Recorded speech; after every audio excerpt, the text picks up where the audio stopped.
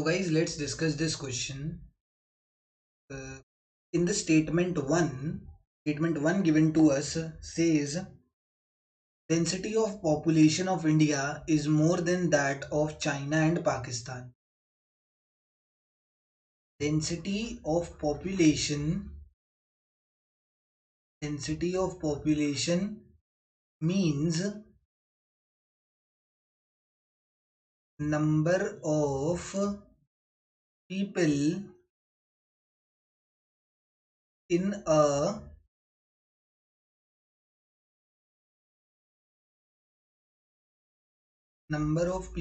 in a given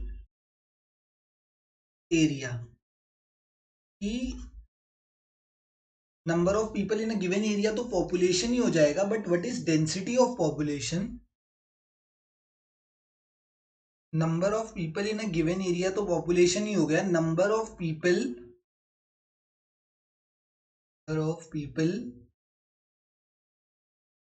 पर square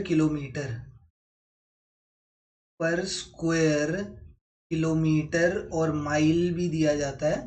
तो इसका कहने का मतलब कि हर किलोमीटर पे, मतलब हर किलोमीटर स्क्वायर एरिया पे, जैसे पूरे कंट्री है तो हर किलोमीटर स्क्वायर एरिया जो है उसमें कितने लोग रह रहे हैं, that is density of population.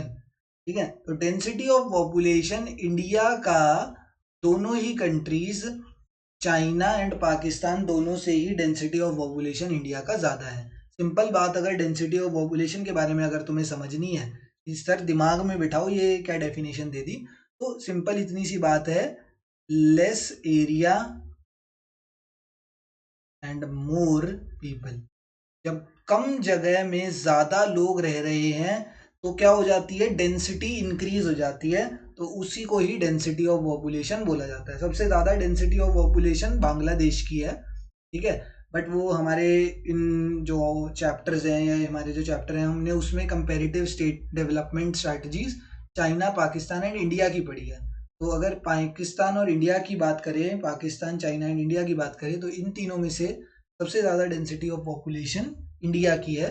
तो दिस स्टेटमेंट इज ट्रू.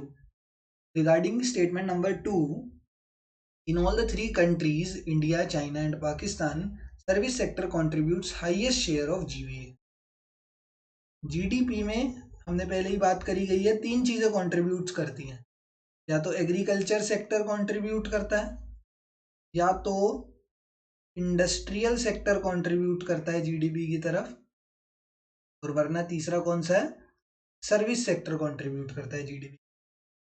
तो सर्विस सेक्टर का ना पहले के टाइम पर, एग्रीकल्चर सेक्टर पहले के टाइम की बात कर रहा हूं, बिफोर 1990s, जब इकोनॉमिक रिफॉर्म्स नहीं आए थे, तीनों ही कंट्रीज में इकोनॉमिक रिफॉर्म्स नहीं आए थे, तो एग्रीकल्चर सेक्टर जो था ना, ये मैं कब की बात कर रहा हूं, यहाँ पे लिख देते हैं वरना कंफ्यूजन होगा, एंड ढंग से बना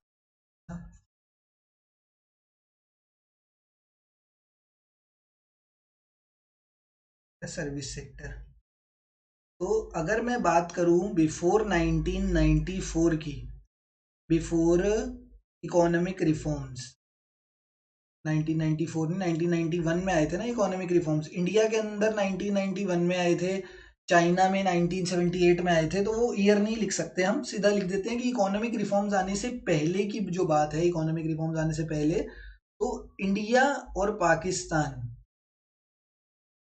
इंडिया एंड पाकिस्तान दोनों के अंदर ही जीडीपी के अंदर सबसे ज्यादा कंट्रीब्यूशन किसका था, तो सर एग्रीकल्चर का था.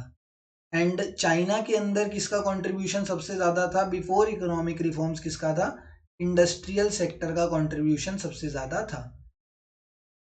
चाइना की बात कर रहे हैं, चाइना के अंदर इंडस्ट्रियल सेक्टर का जो कंट्रीब्यूशन था वो सबसे ज्यादा था before economic reform towards the GDP.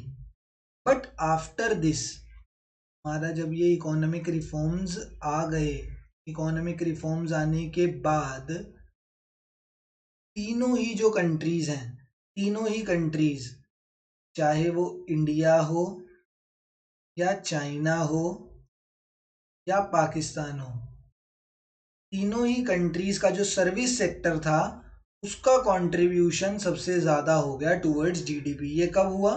तो sir after the economic reforms.